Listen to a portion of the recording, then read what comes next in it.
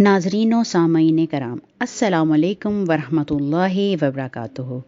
Channel रूह दीन का मकसद आपको दीन इस्लाम की हकीकत से आगाह करना है, जिसमें बदकिस्मती से किस्सों कहानियों की भरमार हो चुकी है। पहला बयान मस्जिद सैयदुल मुरसलीन आप मुलाहिज़ा कर चुके हैं।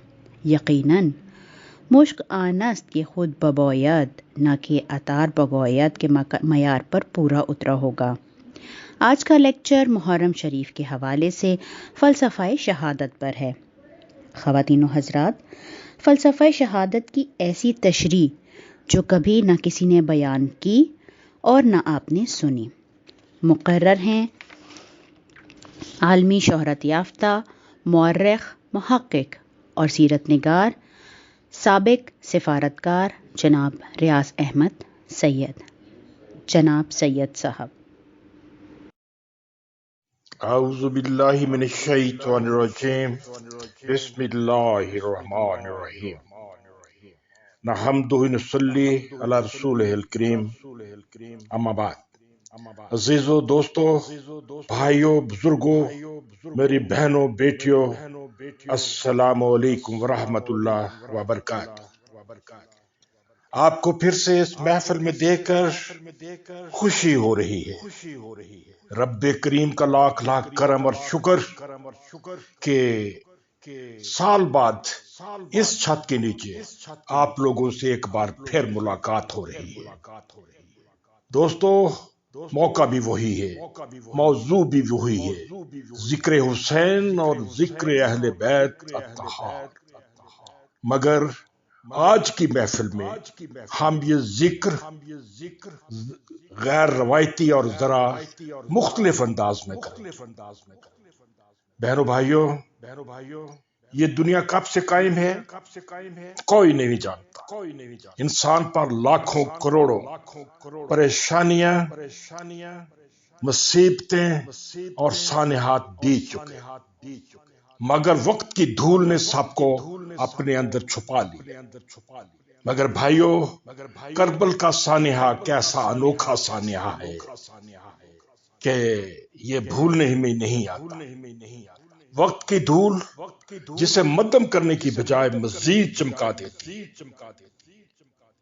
मैंने बहुत तहकीक की कि दुनिया को कोई ऐसा कोना ढूंढ सकूं कि मुहर्रम का महीना आए और वहां जिक्र हुसैन ना हो।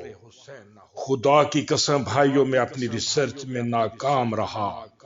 मुझे दुनिया भर में कोई ऐसी जगह नहीं मिली जहां मुहर्रम के महीने, खास तौर पर पहले 10 दिनों में, किसी न किसी शक्ल में जिक्र हुसैन और जिक्र अहले बैत ना होता हो। और भाइयों, ये जिक्र करने वाले सिर्फ शिया या मुसलमान ही नहीं, इनमें सभी कौमियतें, हत्ता कि इनमें गैर मजहब के लोग भी। भाइयों, इन 10 दिनों की महफिलों में हमारा ज्यादातर जोर, आपने नोट किया होगा कि उन मजालम पर होता है, उन मसाइब पर होता है जो करबल में नवासा रसूल, उनके घराने और उनके साथियों पर हुए। जनाब हुसैन के 72 के मुकाबले में यजीद 36,000 का लश्कर ले आया। और बाकी जुजियात छोड़ भी दें और महज तादाद का मुआयना करें तो एक के मुकाबले में 500 का तनासब बनता है। हुसैन का 1 और यजीद के 500। अब सैयदना हुसैन अलैहिस्सलातु वस्सलाम के 72 पर जरा नजर दौड़ाइए दोस्तों। इनमें 6 माह का शीरखार भी है और 80 बरस का ज़ईफ भी, बीमार भी हैं, और वो पर्दानशीन बीबियां भी, चश्मे फलक ने भी जिनकी कभी झलक तक न देखी। यही हाल सामान हरब का भी है, जंग के सामान का भी है। चंद घोड़े, चंद तलवारें, चंद नेज़े, اور صرف 2 مشکیزیں، وہ بھی اس لیے کہ جناب عباس ابن علی خالی شکموں کی کم از کم آپ یاری تو کر سکیں، پیٹ خالی ہیں تو چلو ان میں کوئی پانی کا گھونٹ تو چلا جائے، جبکہ 36,000 کا یزیدی لشکر اصل ہے سواریوں اور ساز و سامان سے پوری طرح لیس، جس کا ایک ایک سپاہی باقاعدہ تربیت یافتہ اور جنگجو تھا۔ سامعین اکرام، کربلا کے واقعہ کی تفصیل سے آپ سب لوگ اچھی طرح سے آگاہ ہیں، آپ اچھی طرح سے جانتے ہیں کہ وہاں پر کیا ہوا اور کیا بیتی اہل کربلا پر، اور ان سے دہرانے کی ضرورت نہیں ہے۔ تو آپ پوچھ سکتے ہیں کہ اگر کربلا کے واقعات کا ذکر نہیں ہوگا، یعنی آج اگر ہم کربلا کے واقعات کا ذکر کرنے نہیں جا رہے تو پھر کس موضوع پر بات ہوگی؟ کیونکہ ہمارے ہاں تو لوگوں کی روٹی روزی چلتی ہی مصائب کے بیان سے ہے۔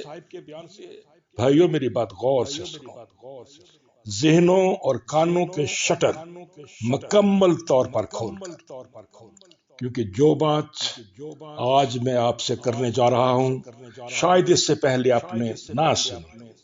دوستو، کربل کے واقعہ کو سیدنا حسین علیہ السلام کی عظیم قربانی کہا جاتا ہے، اور ہے بھی یہ واقعہ بہت بڑی قربانی، مگر فی الحقیقت یہ داستان قربانی سے بہت آگے کی بات ہے، جس میں ازل سے لے کر اب تک کی نسلوں کے لیے نہایت اہم پیغام پوشیدہ ہے۔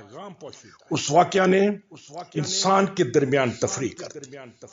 یہ جو کربلا کا واقعہ ہے، اس نے انسانوں کے درمیان تفریق پیدا کر دی، لائن کھینچ دی، اور کربلا والوں نے اپنے عمل سے بتا دیا کہ انسان گرنے پر آئے تو یزید کی حد تک جا سکتا ہے، اور اگر اٹھنے پر آئے تو اس کی معراج ہمارے آقا و مولا جناب حسین علیہ السلام۔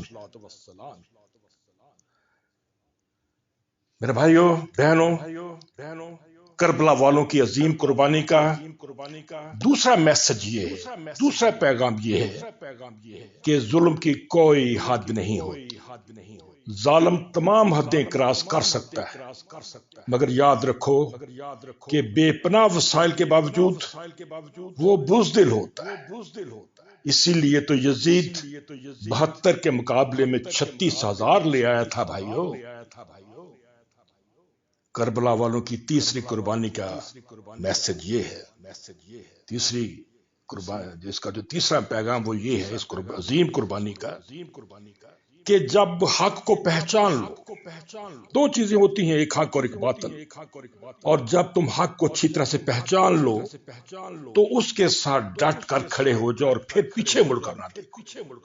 جب حق کو پہچان لو تو پیچھے مڑ کر نہ دیکھو اور اس کے ساتھ ڈٹ کر کھڑے ہو جاؤ، اور پھر کوئی ترغیب، کوئی خوشامد آپ کی راہ میں کسی صورت بھی حائل نہیں ہونا چاہیے۔ سامعین اکرام،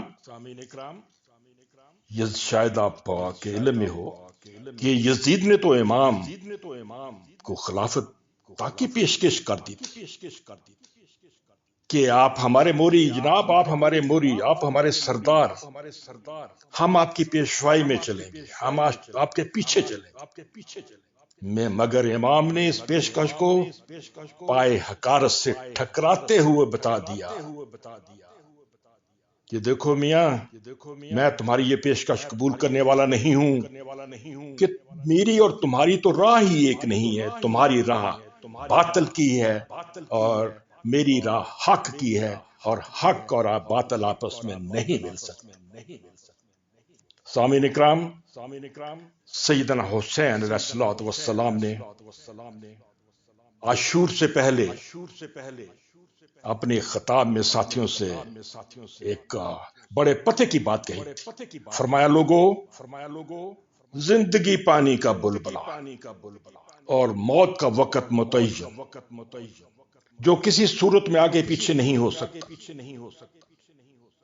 باقی تو چھوڑو، جب نبی پاک کو ذہن میں لائیے کہ جب نبی پاک نہ رہے تو کوئی اور بڑا کون رہے گا. یاد رکھو کہ زندگی کی اصل کمائی، جو زندگی کا جو آپ اس لب لباب سمجھنا، جو آپ سمجھتے ہیں کہ یہ سب سے قیمتی کمائی ہے ہماری زندگی کی، وہ کیا ہے؟ لوگوں غور سے سن لو. وہ آپ کی ڈگنیٹی ہے، وہ آپ کا وقار ہے، وہ آپ کا گریس ہے. اس میں دو لفظ انگریزی کے ہیں، گریس اور ڈگنیٹی، اور اس کا اردو کا جو متبادل ہے وہ وقار ہے، کہ یہ اس میں آپ کا وقار ہے، اس میں آپ کی ڈگنیٹی ہے، اور یہ آپ کا گریس ہے. یعنی یہ جو آپ کا وقار ہے، یہ آپ کی زندگی بھر کی کمائی ہے. اور یہ وقار کیسے حاصل ہوتا ہے؟ یہ وقار مردوں کی طرح جینے اور مردوں کی طرح مرنے میں. تو لوگوں یاد ہے نا، امام نے چراغ گل کروا دیے تھے اور یہ فرمایا تھا کہ روشنی میں شاید شرم مانے ہو. لوگوں اب اندھیرا ہو گیا ہے، ہاتھ کو ہاتھ سجھائی نہیں دیتا. موقع ہے، جس کا جی چاہے نکل جائے، چلا جائے. مگر جب چراغ روشن ہوا تو کیا منظر تھا؟ لوگوں نے کیا دیکھا؟ لوگوں نے دیکھا کہ سبھی اپنی اپنی جگہ پر، امام کے سارے غلام اپنی اپنی جگہ پر پہاڑ کی طرح جمے بیٹھے. سامعین اکرام، جہاں دین قدم قدم پر ہماری رہنمائی کرتا ہے، وہاں ایک معاملہ میں بھی ہماری رہنمائی دین کرتا ہے جس کو ہم اکثر بھول جاتے ہیں. ہم اس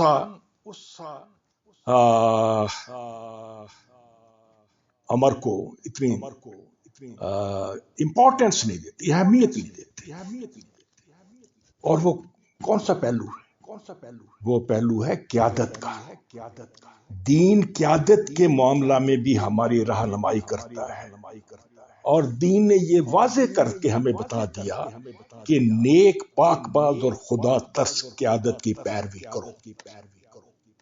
یہ نہیں کہ جو لنٹر فلنٹر آئے آپ اس کے پیچھے چل پڑو. نو، نیک پاک باز اور خدا ترس جو لوگ ہیں ان کی قیادت کی پیروی کرو، ان کے پیچھے چلو. اور بد دیانت، بد اخلاق اور فاسق و فاجر لوگوں کو کبھی اپنا امیر نہ بنا، کبھی ان کو اپنا لیڈر نہ بنانا. بھائیو، ذرا آپ اپنے اپنے گریبانوں میں منہ ڈالیے. کیا ہم دین کے اس واضح اور دو ٹوک حکم پر عمل کرتے ہیں؟ ذرا سوچ لیں، غور کر لیں. میرا خیال ہے ہم لوگوں کا جواب یقیناً نفی میں ہے. نو.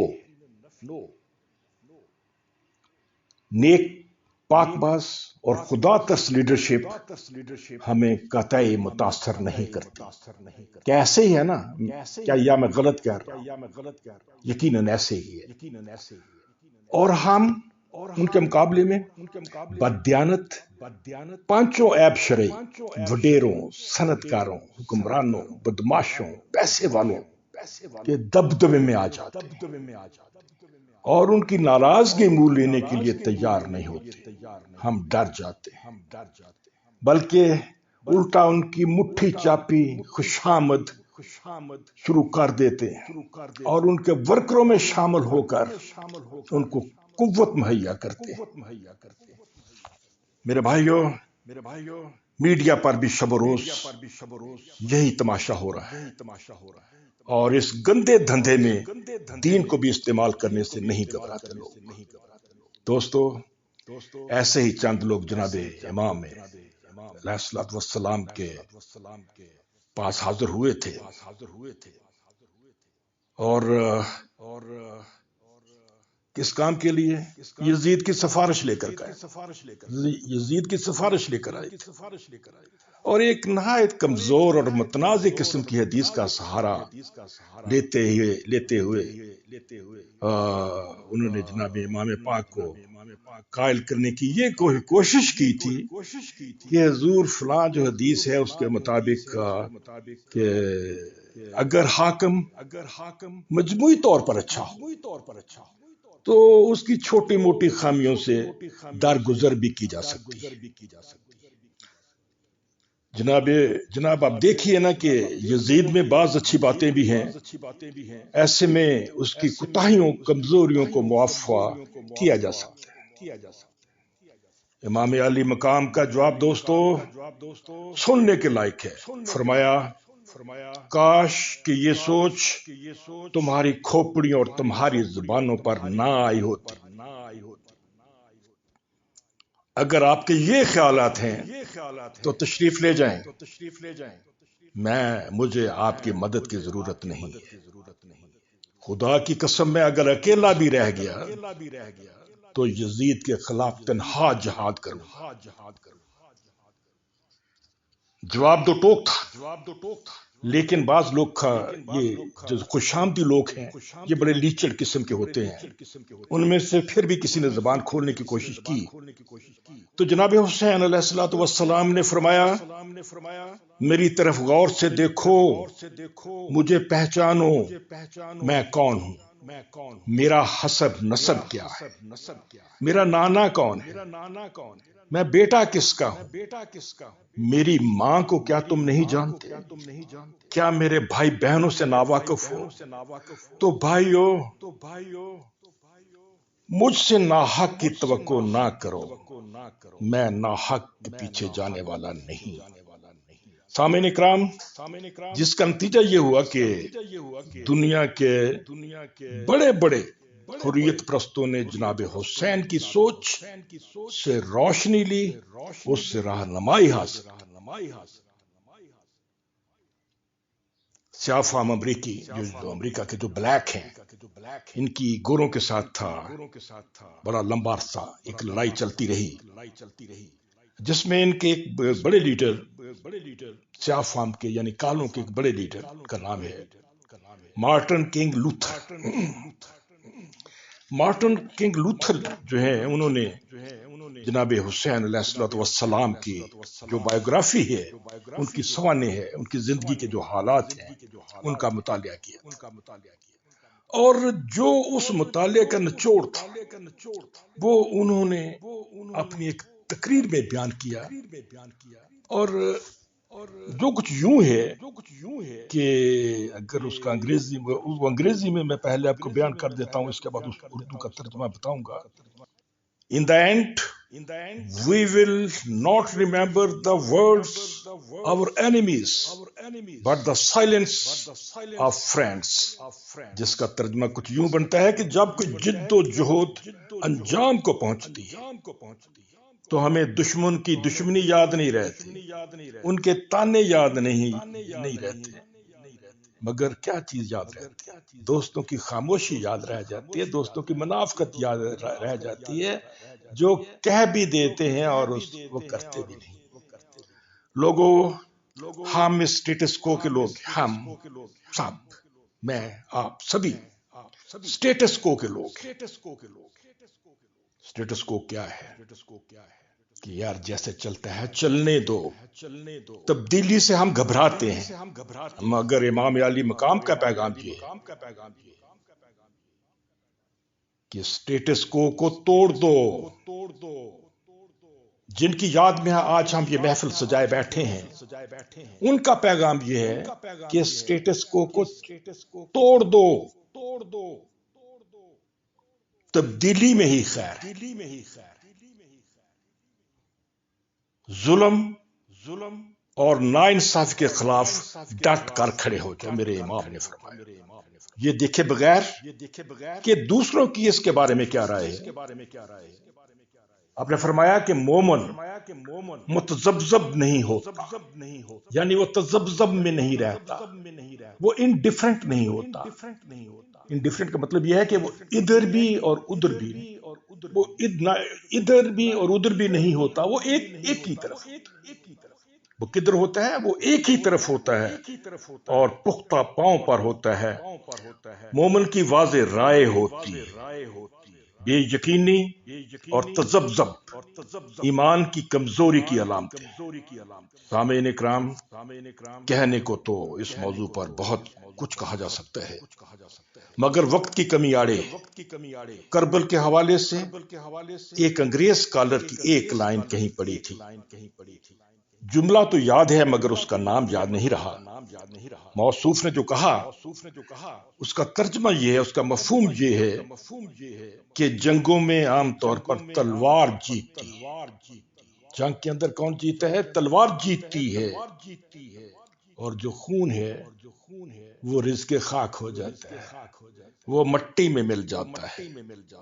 مگر یہ ایک عجیب جنگ تھی، یہ کربل والوں کی جنگ عجیب جنگ تھی، جس میں بہنے والے خون، بہنے والے بے گناہوں کے خون کی سرخی آج بھی پوری انسانیت کے لیے مشعل راہ ہے۔ جملہ بڑا خوبصورت ہے، میں اس کو دہرائے دیتا ہوں۔